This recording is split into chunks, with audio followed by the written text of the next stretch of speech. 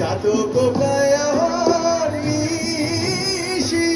যে আছে কালো শশী চাতক কায়ার নিশি